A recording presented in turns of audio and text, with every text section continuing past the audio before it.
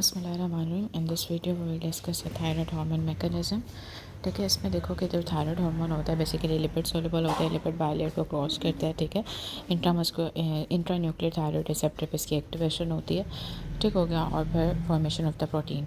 अब function of the thyroid hormone क्या करते हैं, ये एक्ट करेगा ग्रोथ में हेल्प करता है। ठीक है, इसके अलावा क्रोनोलॉजिकल एज जो है वो greater than the born age होती है।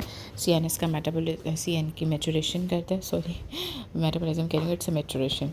इसमें क्या होता है, पेरीनेटल पीरियड में अगर तो CNS T4 कम होना तो CNS मैचुरेशन जो है वो मेंटली रिटार्डेड बच्चे पैदा होते हैं। ठीक है, न्यूनेट स्क्रीनिंग जो है वो बहुत इंपॉर्टेंट होती है। ग्रोथ हार्मोन की डेफिशिएंसी और थायराइड हार्मोन की डेफिशिएंसी बहुत lead to the stunted growth. लेकिन स्टंटेड ग्रोथ के साथ अगर मेंटल की रिटार्डेशन पॉजिटिव है तो थायराइड है, लेकिन स्टंटेड ग्रोथ के साथ मेंटल रिटार्डेशन नहीं है तो ग्रोथ हार्मोन कम है। अब इसमें अपरेगुलेशन होती है बीटा रिसेप्टर की। थायराइड 4 क्या करता है, अपरेगुलेट करता है एड्रेनर्जिक रिसेप्टर को, जो कि सिंपैथेटिक एक्टिविटी को बढ़ा देते हैं, हार्ट रेट ज़्यादा कर देता है। ठीक है, और BMR क्या है, T3 T4 क्या करता है, सोडियम पोटेशियम पंप को ज़्यादा कर देगा, ATP कंज्यूम होगी।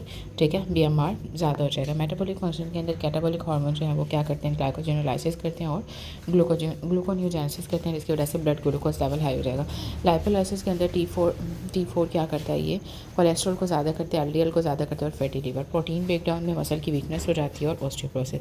T3 T4 के अंदर क्या होता है कि इसमें गैक की ब्रेकडाउन होती है। T3-4 कम होगा तो गैक की ब्रेकडाउन कम हो जाती है, अकोमोडेशन गैक हो जाती है, जिसकी वजह से नॉन फिटिंग अनीमिया होता है। अब हाइपरथायराइडिज्म और हाइपरथायराइडिज्म में क्या डिफरेंस है। हाइपरथायराइडिज्म के अंदर क्या होता है कि पेशेंट जो है इसके अंदर सिंपैथेटिकली एक्टिव होगा। ठीक है, एंजाइटी होगी, स्ट्रेसलेसनेस, इंसोम्निया हो सकता है, पेशेंट को ट्रैमर्स आएंगे। ठीक है, इसके अलावा CVS के अंदर अपरेगुलेट होगी, जो उसमें सारे सिंपैथेटिक पैल्पिटेशंस होगी, हाई आउटपुट कार्डिक फेलियर होगा और ये क्या करेगा, सिस्टोलिक इसमें हाइपरटेंशन होगी। अब हाइपोथायराइडिज्म के अंदर क्या होता है, हाइपोथायराइडिज्म के अंदर जो है वो ब्लड प्रेशर डायस्टोलिक हाइपरटेंशन होती है। ठीक है, इसके अलावा एक्सटर्नल डिस्निया होता है, हार्ट रेट कम हो जाता है, इसके अंदर डीप टेंडन रिफ्लेक्सेस जो होते हैं वो स्लो हो जाते हैं।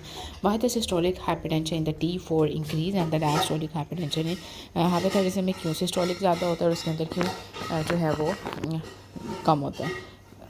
मतलब T4 के अगर ज़्यादा होगा तो हाइपरटेंशन, सिस्टोलिक हाइपरटेंशन क्योंकि अब इसको देखते हैं, ब्लड प्रेशर जो है वो सिस्टोलिक ब्लड प्रेशर जो है वो डायरेक्ट रिलेशन होता है इसका हार्ट रेट और कार्डिक आउटपुट से, और डायस्टोलिक ब्लड प्रेशर का जो रिलेशन है वो होता है टोटल पेरिफेरल रेजिस्टेंस से। थायराइड हार्मोन बनेगा, थायराइड रिलैक्सिंग फैक्टर ज़्यादा होता है। ठीक है, जिसकी वजह से फिर रेजिस्टेंस बढ़ जाती है। अब इसमें देखो हाइपोथायराइडिज्म के अंदर क्या होता है, रेस्पिरेटरी रेट कम हो जाता है और जबकि हाइपोथायराइडिज्म के अंदर बढ़ जाता है, हाइपो में कम होगा।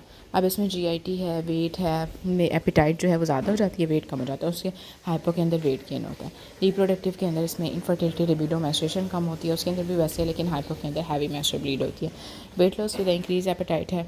ठीक है, weight loss with decrease appetite में TB कैंसर आ जाता है, weight loss with increase appetite diabetes और थायराइड आ जाता है। अगर T4 ज़्यादा है तो इसमें मस्कुलोस्केलेटल डर्मेटोलॉजिकल सिम्टम्स आते हैं, like the protein breakdown, thyroid से मायोपैथी होगी, ऑस्टियोपोरोसिस, फ्रैक्चर्स हो सकते हैं।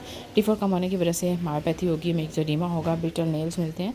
ठीक है, इसके अलावा हीट प्रोडक्शन जो है, हीट इम्बैलेंस होता है। T4 अगर ज़्यादा हो, T4 कम हो तो कोल्ड इम्बैलेंस होता है, BSR इसमें ज़्यादा होता है। इसके अलावा लिपिड प्रोफाइल के अंदर कोलेस्ट्रॉल LDL कम हो जाता है, T4 के अंदर अगर कम होगा तो उसमें कोलेस्ट्रॉल LDL वो सब ज़्यादा हो जाएगा। ओके, आपने इसमें हिस्ट्री टेकिंग सारी सिस्टम वाइज लेनी होती है। ठीक है, अब इसमें अगर आप देखो थायराइड को कैसे पैल्पेट करते हैं, with the patient sitting with his back और with the doctor with a slightly tilted his head downward, and in this position the neck muscle relax and the iron become more accessible to study. 4 fingers of each hand are placed on the iron and include your thumbs behind your neck. Thumb आपने पीछे की तरफ लेके जाने हैं और आपने जो 4 फिंगर्स हैं वो कैसे आप पिक्चर में देख सकते हो कैसे उसको पैल्पेट करना है। ओके।